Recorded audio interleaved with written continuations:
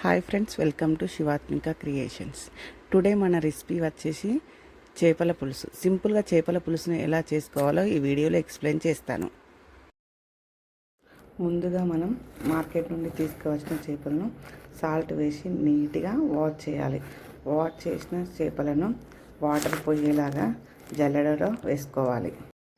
చేపల పులుసు కావాల్సిన ఇంగ్రీడియంట్స్ 2 ఉల్లిగడ్డలు, మెంతులు, జీలకర్ర, ధనియాలు, లవంగాయలు, చెక్క, కరివేపాకు, పుదీనా, కొత్తిమీర, చింతపండు, అల్లం వెల్లుల్లి పేస్ట్.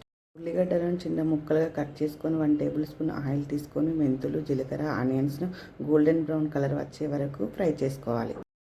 ఫ్రై చేసిన ఆనియన్స్ను ఒక ప్లేట్లో తీసుకొని చల్లారినాక మిక్సీ పట్టాలి.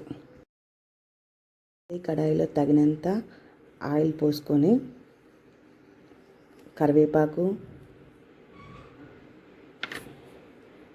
పుదీనా వేసి వేగేంత వరకు వేయించాలి.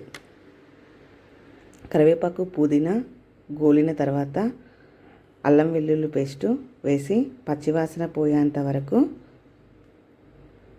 ఫ్రై చేయాలి. అల్లం వేగినాక మనం ముందుగా మిక్సీ పట్టుకున్న పేస్ట్ను ఇందులో యాడ్ చేసుకోవాలి. 5 మినిట్స్ వరకు లో ఫ్లేమ్లో ఫ్రై చేయాలి.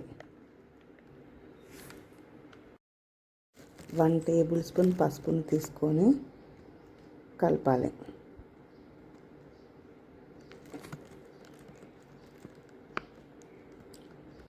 నెక్స్ట్ మనం సరిపడా చింతపండు పులుసును రెడీ చేసుకోవాలి. అదే చింతపండు పులుసులో సరిపడా ఉప్పు, కారం పొడిని యాడ్ చేసుకొని కడాయిలో పోసుకోవాలి.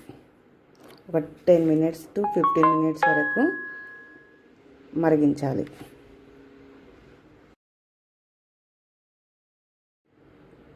మరిగే పులుసులో మనం ఫస్ట్గా క్లీన్ చేసుకున్న చేపలను ఒక్కొక్కటిగా యాడ్ చేసుకోవాలి.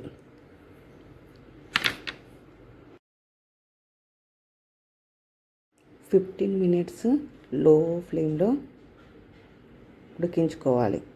ఎక్కువ ఉడికించితే పీసెస్ మెత్తగా అవుతాయి కాబట్టి బాగుండదు. 15 మినిట్స్ తర్వాత మూత ఓపెన్ చేసుకొని ఉడికిందా లేదా అనేది చూసుకోవాలి. ఉడకకపోతే ఇంకా కొంచెం 5 మినిట్స్ వరకు ఉడికించాలి.